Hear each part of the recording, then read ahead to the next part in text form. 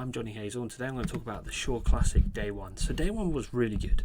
I'd have to give it a good 8 out of 10. There were some issues with the live stream in terms of the commentary from Terry Hollands and co, but that was merely just for the first event, and then once they fixed those technical issues, it was smooth sailing from there. I thought that the commentary was really good from the MC.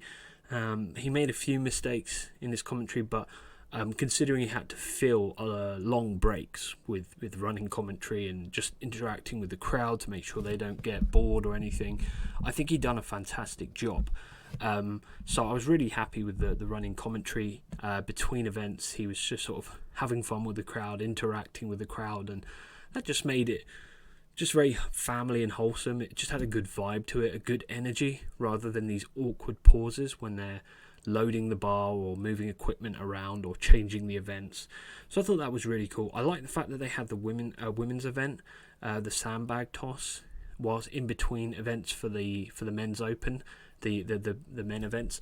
I thought that was great. It gives the women an opportunity to showcase their very impressive strength. Which was fantastic. I like that they had the national anthem. They had it was a fantastic walkout spectacle from the athletes and everything. So I thought it was really good. I thought the whole show was really good. Now the events on day one were also fantastic. We had the Untitled Deadlift for the first event that opened at £900. Then went to the sandbag toss, which was great because you've had a static event. Now you've got a sort of a moving event, a very sort of cardiovascular event where there was 8 sandbags, 8 bags that they had to toss over a very high bar, and then we had the super yoke, which was great because it was heavy. Some athletes weren't able to finish it, but the majority were, so it wasn't a complete fail fest. I feel that in recent years with Giants Live and World's Strongest Man, they've made the yokes or super yokes or Giants medley, whatever they want to call it, too easy to ensure that all athletes finish the event, and it's not measured for distance, which I think is, I can understand the reason and the logic behind such decision making, but I feel like it doesn't provide great entertainment when you've only got like an 850 or 900 pound yoke. That's really just too easy for these athletes. So I thought that was a good choice of weight. We'll talk more about each event in a bit. I'm just summarizing first. I thought the dumbbell press was good as well. That was a fantastic event for reps. We'll talk about that more in later. So all in all, I'd give it a good 8 out of 10. It's definitely better than the year before. Every year it's getting better and better, and it's becoming more of a production, and more people are attending. And yeah, it's really become a bit of a cult following, the Shore Classic. You've got people in the crowd who come from Germany, come from all around the States, all around the world, to come and watch it. So it's definitely a fantastic event so far. I really enjoyed it. So the first event, as I said, was the Hummer Tire Deadlift. We got up to 4 tires on the bar. Alexei Novikov set the new record for this, which was 1210, so 1,210 pounds. I think all the athletes did really well on this event, considering how awkward the bar is. Obviously, it's not natural. It doesn't feel right. Having these massive tires, bending the bar wobbles, there's a flex in the bar. It's very awkward, and a lot of people think, well, it's not full range of motion, it's only a partial deadlift. But that, you have to ignore that and take that out of the equation, because just dealing with this very awkward bar, the flex in it, the way it kicks you back and throws you off, it's a horrible piece of equipment. It's really difficult to get the technique right. So I would say that the athletes all did very well on this event. So start at the bottom. Unfortunately, Luke was able to get no lifts. It just kind of seems so far that Luke hasn't really put any effort into training like he has in the past for this event. He just didn't look comfortable from the minute he walked out. Just didn't look like he really wanted to be there, nor had trained to be there. So he hasn't done so well on day 1. Weirdly, Maxime Boudreau, no lift. Shocking. Absolutely shocking. Evan Singleton did well to get that 408 kilograms, which is 899 pounds technically. Jerry, I was surprised because he's a really good deadlifter. I thought he'd be further up the bill on that. Gabriel Rayum, a good deadlifter. He's all the way down in 11th though. Smorkstellis did well. Sadrunas, I mean, obviously Sadrunas is now 47. You have to take that into equation. When you're analysing this, because 47 years of age, he's won 4 titles already. We haven't seen him a lot in recent years, only really competing in Masters events. So to come along to this and to do that, I thought that was really impressive. And Big Shaw, it didn't really look too comfortable when he walked out. I mean, you got to remember he's been the promoter, director, organizer, and now he's the athlete at this event. Personally, if it was me, I wouldn't have competed. I would have just stayed in the background and done the management. So the fact that he was able to go out and do 950 was impressive, considering how tired he looked from just pulling this whole thing together. Even Terry Holland said, he's done something similar to that in the past, obviously on a much smaller scale, and it was just really difficult, exhausting. So I was surprised to see him on the lineup. I thought maybe this year he wouldn't compete. He'd just focus on the production and the direction and the management of the show. But luckily he's got a very hands-on, helpful, successful wife who was sort of coordinating things in the background behind the curtain, making sure everything was flowing nicely, which is very lucky for Brian. So Kevin Ferres did really well with 950. Bobby Thompson, not necessarily his strongest lift, the deadlift. So to get 476 kilograms, over 1,000 pounds, I'd say that was a successful lift. Konstantin Janashia is a very good deadlifter. When he's on his good days, 1,000 pounds, 1,049, 1049, that's brilliant in pounds, so 476 kilograms. He'll be happy with the top 5 finish. I think that's a good chunk of points there for him. Now, Mitchell Hooper is a very good deadlifter. We saw it at the Deadlift Championship in Cardiff, so we know that he's capable of what he achieved on the Hummer-Thai deadlift. In fact, I thought he would do a little bit better. I thought he'd get at least 1,110 pounds, so just 499, let's just say 500 kilograms. But that really wasn't the case, which is fine. I mean, considering he was deadlifting massive weights only a little while ago at Cardiff at the Giants Live Deadlift Championship, I'd say that was pretty successful. Trey Mitchell did well on the deadlift, 499 kilograms, that's 1,010 pounds. That puts him in third. That's exactly what you want. You kind of want that consistency in events. You want to get top 3, finish top 3. So he'll be happy with that because his better events are yet to come. Now, Gabe Pena did well with 522 kilograms. He is a very good deadlifter, although he withdrew from the Deadlift Championship, which is surprising because that wasn't that long ago. And then he shows up at the Shore Classic looking strong, looking fit on the deadlift. So I was surprised to not see him at the Giants Live Deadlift Championship, but it is what it is. Now, Alexei Novikov did an exceptional job. 1,210 pounds. Gabe tried it, didn't work. Alexei did it, made it look easy. He said that he had another 10 kilograms in him, so he could have done at least 560 kilograms if he needed to. I think he was being modest. I thought he had a lot more in the tank. I think he had another good 20 kilograms that he could have pulled off on the bar. So that's about 45 pounds. So I think if he really needed to, he could have done a lot more. Let's say I think he could have done 1,250 pounds if he needed to with ease. So that's really impressive. But he's very good at these sort of partial deadlifts. He's very good at them because he's not too tall. You must remember on something like the Hummer-Thai deadlift, the taller you are, the harder it is to do this lift. The shorter athletes, about 6 foot, 6'1", possibly 6'2", but normally under 6 foot or 6'1", they tend to do really well on this event.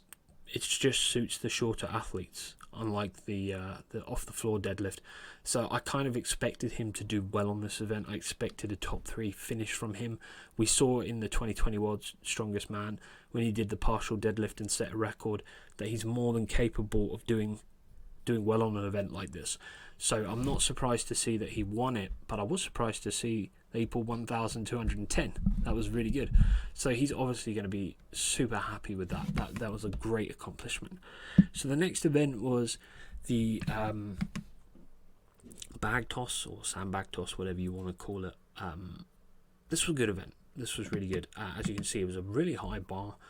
They had a lot of bags to actually throw in a pretty short time frame, in all fairness. I thought that it was pretty intense. It started with £50 and then ended at £65. There were two £50, I believe so, two £55 sandbags, two £60 and two £65 sandbags. Now that's pretty tough for the sandbag toss, and it's not exactly like that's not a high bar. That's a very high bar. So some athletes were struggling with it. You could tell that some were kind of burning out, struggling to finish it, especially if they made mistakes. There were some athletes who made a few mistakes, got the setup wrong, were too far away or too close to under the bar. Some just didn't have enough power and drive in the throw, so they had to throw it again. So yes, some athletes having to throw bag 10 times, 10, 11 times, it was quite difficult. So the thing with this event is you don't want to be too slow, but you don't want to be too quick. You got to split the difference, which is really difficult, because when you know you've got to do it in a set time as quick as possible, your instinct is to go out and just throw them as quick as you possibly can and try and get all 8 bags done. But at the same time, you can't do that, because then you start making mistakes. And the problem is with the sandbags is they're silent when they're full compared to the keg toss. So you don't really know if you've cleared the bar. So sometimes what happened with this event is the athletes had thrown one, it hadn't cleared the bar, and they were already on the second one. And what you had is the people at the side had to wait for that second one to drop, go get the other sandbag that they didn't throw successfully, bring it forward, alert the athlete that they have to throw this sandbag again. And what happened is that just added a whole load of time onto the process. It just made the athletes more fatigued, more nervous, more skittish, and it just threw a lot of athletes off. So I always think that keg tosses are better than the sandbag toss, personally, especially if you're doing 8 bags. There's a lot of bags to throw, and you don't necessarily know if you've cleared the bar. Your goal is to throw it and go straight to the next one. So I thought, personally, I'd like to have seen a keg toss, ideally. I think it's just a better piece of equipment. It's easier for the athletes to identify whether they've actually cleared the bar or whether it's just landed in front or on top of the bar and fallen down. But all in all, I think all athletes did really well. Trey Mitchell was amazing, considering he's not as tall as Brian Shaw. I thought he did really well to get an incredible time on it and beat Brian Shaw, because Brian Shaw is the master at this. I mean, he really has just got it waxed. He's perfect as well, being so tall, 425 pounds, 6'8". It just works for him. He's really good at this event. He has always been very good at this event. So for Trey Mitchell to beat him, that's a massive accomplishment, and to get all the bags over the bar. Now, Brian was throwing the bags way over the bar. They were clearing it with ease, no problem. Trey Mitchell wasn't exerting as much power. He was just making sure that he did enough for the bags to clear the bar, which was amazing, actually. He got it just right with all the bags. There wasn't too much force exerted, too much energy. He was not too slow, but at the same time, he wasn't rushing the bags. He was making sure he got his steps back right. He got enough power, got the right swing to make sure there's enough momentum for the bag to clear the bar. He got everything just spot on. It was real perfection. So I was really impressed with that. So Brian Shaw, second. Trey won the event, which was, as I say, amazing. Maxime Boudreau is very good at this event, but he made mistakes. That's why he didn't win it. He got it wrong. He was rushing it too much. I felt like he was going too quick. He underestimated how high that bar actually was, and he was throwing the bags too quickly. And what happened was, he'd throw a bag, it wouldn't clear it. He started the second bag, he'd throw that, and then the referees, the people at the side, would tell him that bag, the last bag, didn't clear it. You have to do it again, and that really just threw him off his game. So it took him a lot longer to do 7 bags than it should have. He made quite a few mistakes on the event, which is why he didn't win it. I think he had the potential to win it, but he just got it all wrong. He was the first one out, so he didn't learn. He didn't have that opportunity like Trey and Brian had to learn from the people before him, because they were doing side by side, but he was the first duo to go out. Small Stellas did amazing to get 5th. Alexei Novikov would have been quite happy with 5th. Small Stellas 4th, because Alexei isn't the tallest person. He's 6'1". He's got a lot of explosive strength. He's very fit, but I just don't think this sort of event really suits him. He did approach it with a very unique technique. He was grabbing the sandbag totally differently to everyone else. he adopted a completely different strategy, which I believe paid off, because I think a top 5 finish for him on this event is really good. I thought he'd be down in 9th or 10th. So that strategy on how he grabbed the sandbag handles, instead of an overhand grip, he grabbed them side by side with this sort of very unusual style. It actually allowed him to throw the bags much easier than taking the traditional approach on how to grab the handles on the sandbag. So that unique approach to grabbing the bags paid off, because 6 bags is pretty damn good in the time that he got it. And he beat Bobby Thompson, Konstantin Janashia in 7th, Evan Singleton 8th. I thought he'd do better. Mitchell Hooper did well to get in the top 10 on this event. He put a good performance in. He hasn't had a lot of experience in this event if you think about it, so to get in the top 10 I think was a good performance. Gabe Pena 10th, and then we got Jerry Sejournas, Gabriel, Kevin Fez, and Luke Stoltman didn't put in a great performance. Only 2 bags, didn't look very comfortable, wasn't really a noteworthy performance. Now the Super Yoke, brilliant event. As I said earlier, I was super happy to see that this is a heavy yoke. This isn't like a baby yoke. I mean, look, it says right there in the middle how heavy it is, 1,117 pounds. So that's really impressive. I'm happy to see that it's over 1,000 pounds comfortably. I think these 900 pound yokes at professional strongman events is just absolutely ridiculous. It should be at least 1,120 pounds, I personally believe. So I think all these athletes are more than capable of doing a good distance, and most of them are more than capable of finishing the event in a set time.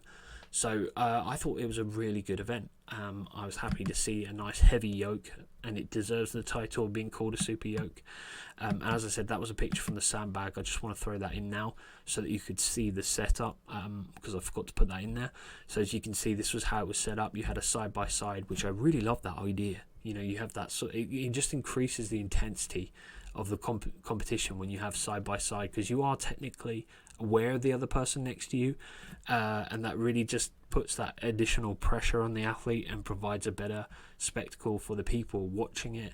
So I really like that setup. I think that was a super cool idea. I just want to throw that in. But let's go back to the super yoke now. So Mitchell Hooper set a blistering time on this, absolutely blistering time. He's very good at this event because he says regularly, you know, he's done marathons, he's played sports, football before. He's got brilliant conditioning, good cardiovascular, and he's got the raw strength to back it up. So when you take into consideration that level of fitness that he has, that endurance and cardiovascular stamina, and then you mix that with his gifted static strength as well, that incredible raw strength that he has, it just creates a force to reckon with that's only going to get better with time. I mean, Evan Singleton, before Mitchell Hooper kind of came on the scene, really kind of took everyone by storm and took that title from Rob Kearney at the time of being one of the best on the yoke. But unfortunately, Mitchell Hooper has taken that title comfortably now. He's probably going to be the guy to beat in the future on all these events. So I was really impressed with his performance. I think he deserved the win this event. He set a blistering time. As you can see, when you compare it to Konstantin Janashia, 15.67 seconds. Mitchell was 11.06 seconds, so he had a very comfortable lead on everyone else. So a bit of a shame for Gabe Pena, I must mention it.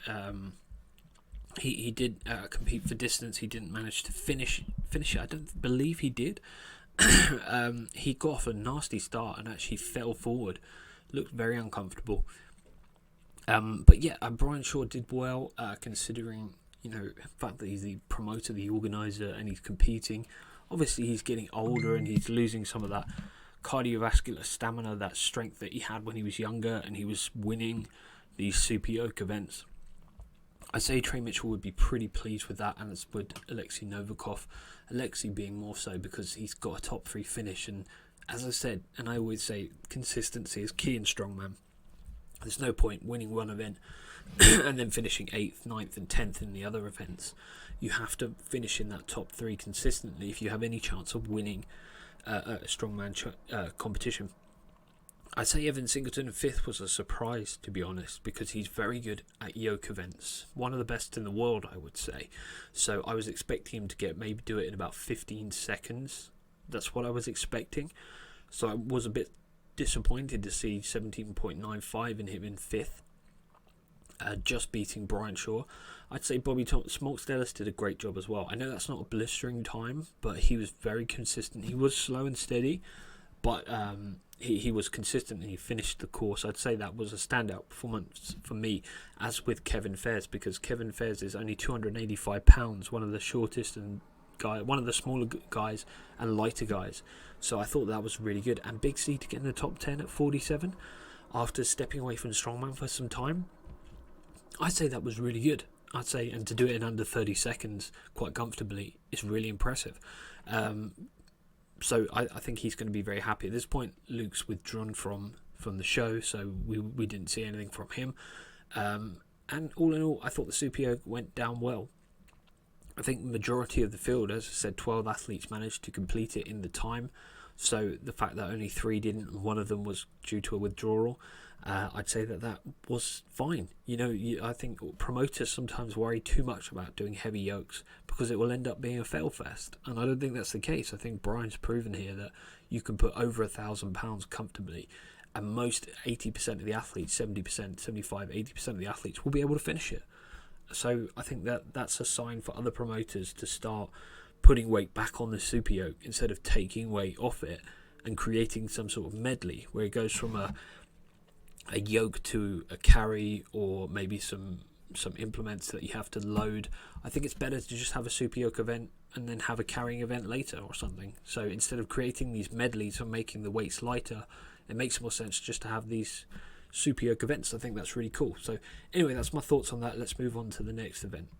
So the dumbbell press is 240 pounds, I believe. That's how much it weighed, which is pretty heavy considering everything that the athletes have had to do leading up to this event. That's something you need to take into consideration. Actually, they say 240, but I think it's actually 242.5 pounds, 110 kilograms to be precise, but let's just say 240 for now.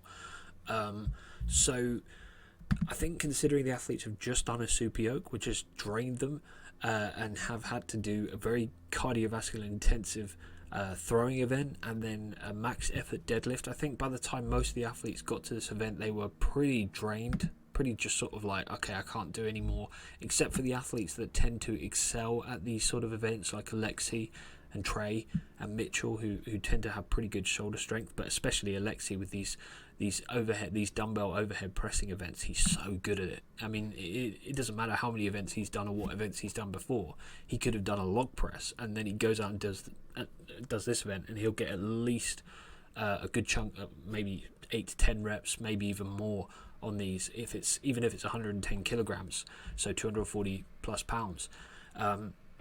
What I loved about here, I'd like to make a specific note, is there were 3 referees analysing each athlete, and one of them was a lead referee giving the commands, but there were 2 additional referees on the left and right of that lead referee to ensure that this event was proper.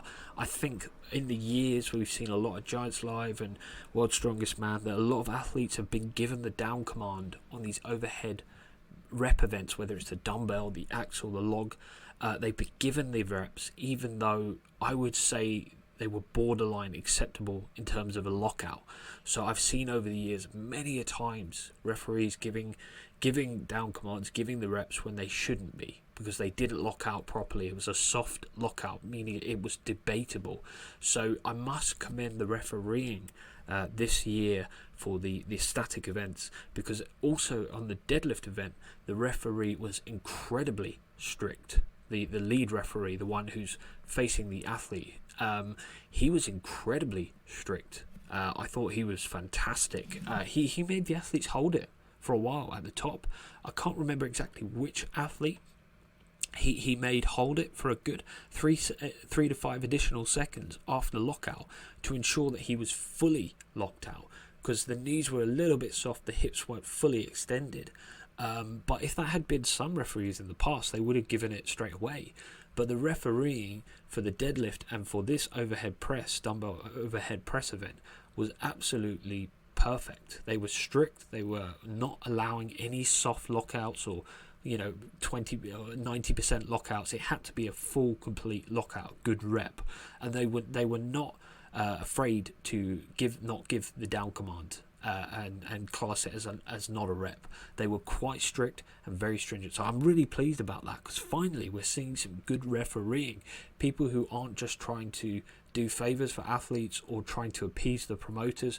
They're there to referee and ensure fairness and ensure professionalism. That's what a referee should be doing.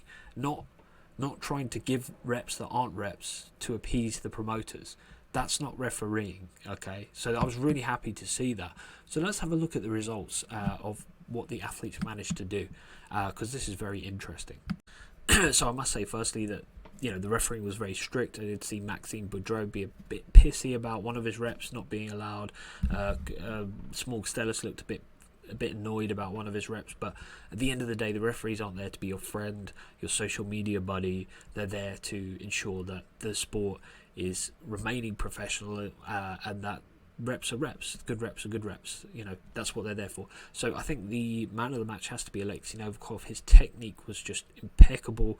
He applied it with such professionalism. He was firing the reps out, rapid pace. Every rep was perfect. There was no questionable reps. Execute them perfectly. He could have done 2 more if he needed to. He could have sped things up a little bit and fit in at least 1 more rep. So Trey Mitchell did really well. He's got a very good overhead press. I was a bit surprised to see Bobby Thompson in 5th. That was a bit shocking, considering he's such a good overhead presser. Mitchell Hooper, again, probably so far in the competition, one of the standout performers. He did really well on this.